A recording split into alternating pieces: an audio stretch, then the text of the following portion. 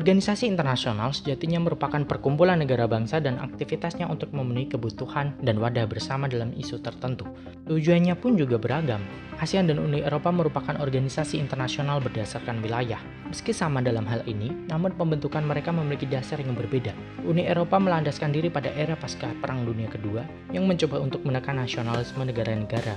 Sedangkan dasar pembentukan ASEAN bertujuan mewujudkan kemandirian dan kedaulatan karena latar belakang yang sama, pernah dijajah. Uni Eropa menyerahkan sebagian kedaulatannya, sedangkan integrasi di ASEAN tetap mematuhi kedaulatan masing-masing. Untuk keanggotaan, Uni Eropa cenderung lebih ingin negara-negara calon anggota untuk menyesuaikan nilai dan budaya anggotanya, termasuk aspek undang-undang dan kebijakan yang berlaku.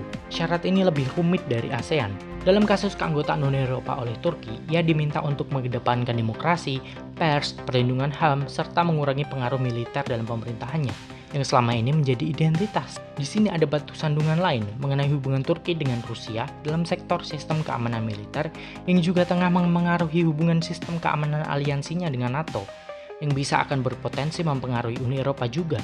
Sedangkan, kasus Timor Leste dan pencalonan keanggotaan ASEAN sedikit memiliki respon yang cenderung berbeda.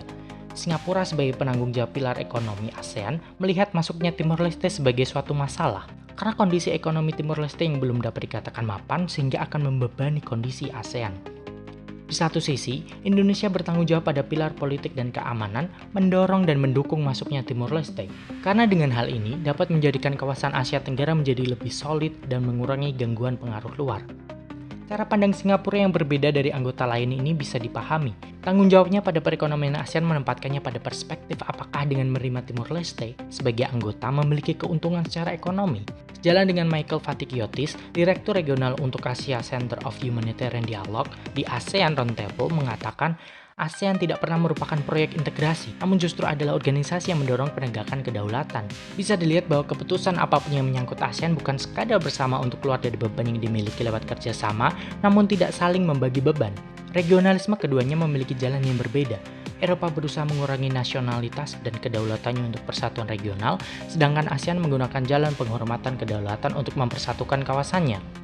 Penerimaan Uni Eropa terhadap Turki masih belum dapat diputuskan baik terkait politis, budaya, dan nilai Uni Eropa. Sedangkan dalam kasus ASEAN, penerimaan Timor Leste sebagai anggota dikarenakan satu faktor penting terkait pengaruhnya di sektor ekonomi, sesuai argumentasi Singapura sebagai negara yang menentang, yang kemudian pada akhirnya diterima pada 2002 setelah pengajuan panjang dari 2011. Namun, nasib berbeda dari Turki yang masih belum bisa dapat dipastikan dalam keanggotaan Uni Eropa.